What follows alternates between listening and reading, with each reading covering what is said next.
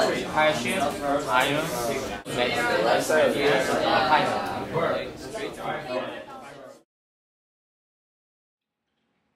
In this particular lesson, I was working with a class of intermediate students. We were beginning a new chapter in their book, and I wanted to introduce them to the new vocabulary in this chapter. So the first activity involves describing pictures that represent the new vocabulary words. The objectives for this class period were that the students will be able to describe a picture in detail so that their partner can draw it. The second objective was that students will be able to recognize the meaning of the new vocabulary words. And lastly, I wanted the students to be able to answer questions containing the new vocabulary words. You won't see me addressing the class as a whole very often, and this is because I like the students to be talking to each other as much as possible during the class time. So many of the tasks are communicative. Don't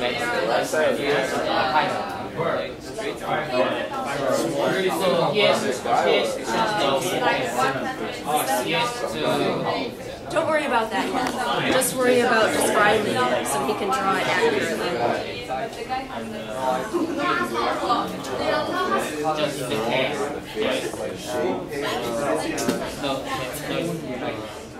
This first activity is an activity I like to use when I'm introducing vocabulary, and it leads to extended communication and negotiation. It also introduces students to the new vocabulary, and it gets them thinking about the meaning of all the new words. So what I have the students do is one student has a folder with a picture that represents the new vocabulary word, and they have to describe the picture to their partner so that their partner can draw it.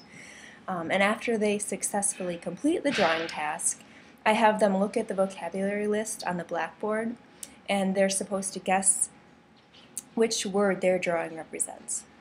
One great thing about this task is that students always feel motivated to describe the pictures with great accuracy and detail, because I usually show the rest of the class each pair's drawings, and then I have the class vote on who made the most accurate drawing compared to its original. And then after each partner in the pair has had a turn drawing, I redistribute the folders so that each pair has a new drawing, and the describer is now the drawer, and vice versa. So this allows each student to have one turn listening and one turn speaking.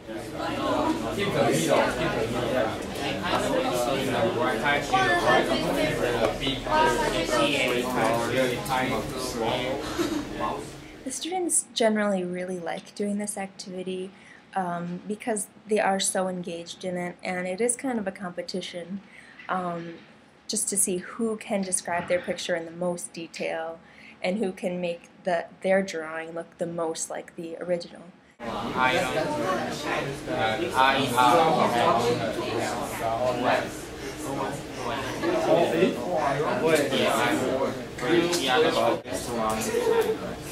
Now can you figure out which one it is?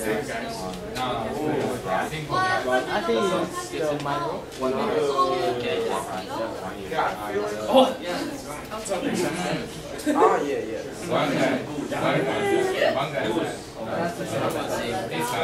Doesn't look very similar. What about his face and his hair? It's not your fault. What is he missing? That's not supposed to be. I did a great job. Contact, right? Yeah. So did you figure out which word it is? How do you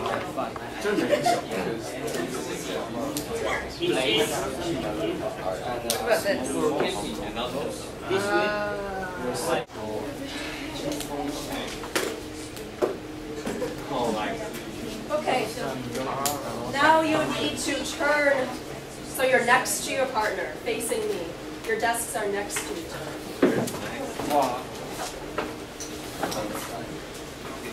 Next to each other. For 2 rounds of drawing, each pair has been exposed to drawings representing 2 of the vocabulary words. In the next activity, each pair works together to identify all of the vocabulary drawings. They do this by matching the drawing with the word. And because they're working in pairs, they sometimes disagree about which word matches which picture. So this leads to debates where one partner tries to convince the other why he or she is right. Here are some small versions of the pictures that I have the students replicate. As you can see, they're fairly simple drawings, but they do include some details that will take some good and detailed speaking skills for the students to be able to describe to their partner. Sheet with all of these 8 vocab words on it. I'm also going to give you a small version of all of the different pictures, so you will recognize 2 of them. And you should match the picture with the word, okay? And then we'll talk about why they go with each word. This is why you need to be next to each other, so you can work together.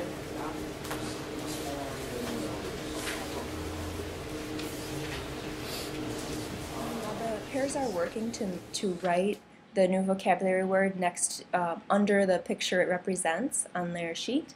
I walk around and I check for comprehension, and I guide them in the right direction if need be.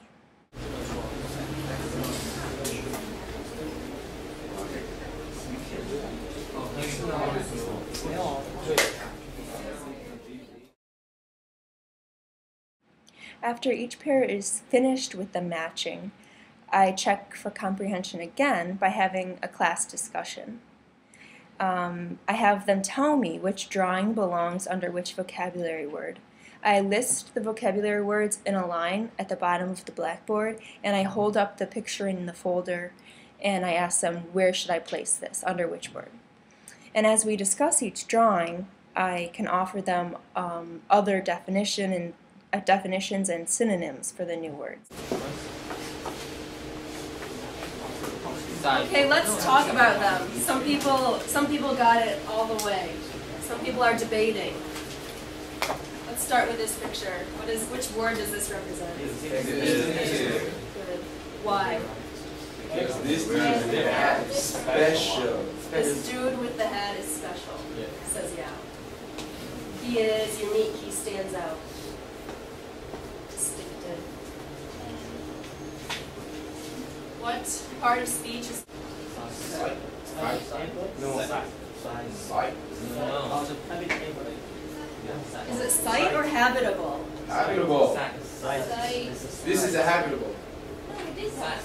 Dan, why is it sight?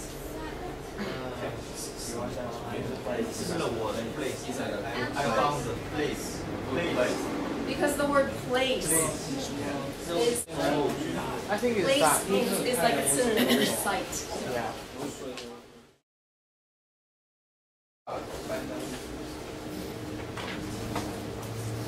To find out, to find, right. So,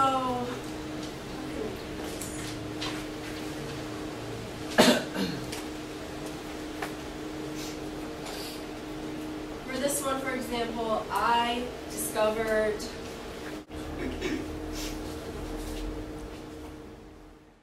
After the students have been working with the new vocabulary for a while in this class period, and they do this through a series of different speaking tasks, I want them to begin to see how each word is used in a sentence. So I have them examine several sentences containing one vocabulary word, and then I elicit the common, what I call a formula for using the word in a sentence. But I make sure to let them know that sometimes there are exceptions. And then I ask the students to follow whatever pattern or formula they've noticed in order to answer questions using the word in a sentence. a new restaurant. So we have I, pronoun, the verb. We often talk about it in the past because you don't necessarily know what you're going to discover. It's a surprise. So often we use it in the past tense. I discovered, noun, a new restaurant. Yeah, what's something you've discovered in East Lansing? East Lansing downtown is very empty. There's not that much people in this present. Okay, this brings up another way to use this. Now discover that downtown East Lansing is empty. You can also say, I discovered that.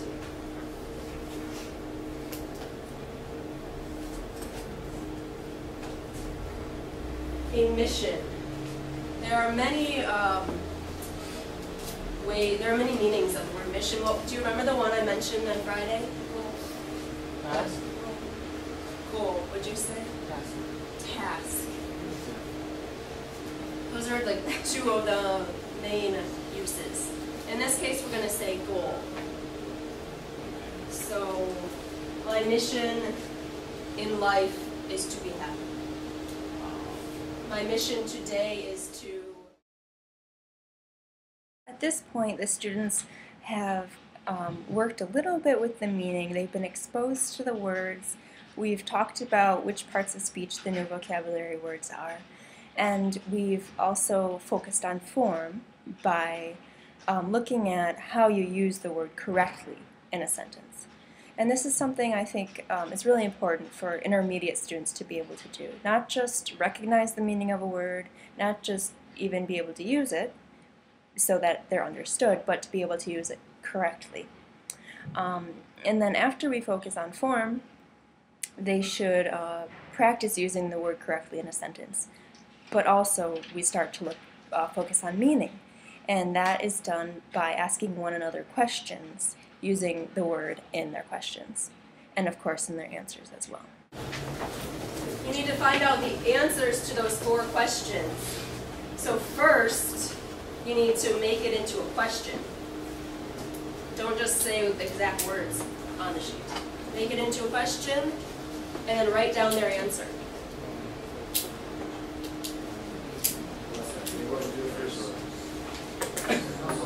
What phrase can they use?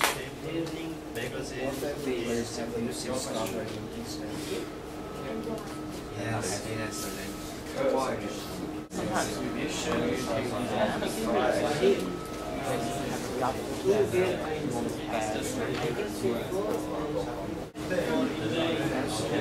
Yeah. In this case, it's ing. In the final information gap task, students work with a partner to ask each other different questions that contain the new vocabulary. This is fairly open-ended. It's followed up by a class discussion, and in the class discussion I call on students to explain their partner's answers. This is just a final chance for me to kind of wrap things up and check for comprehension and correct any errors. And it would be pass, P-A-S-S-E-D. Because it hasn't happened yet. I think it will happen.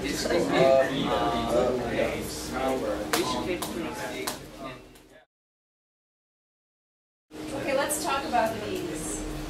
I want to hear what you told your partner. Jim, what's your favorite place you've discovered in East Lansing?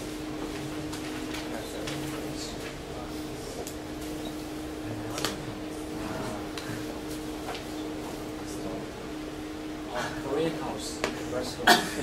It's your favorite place you've discovered in East Lansing? Where is that?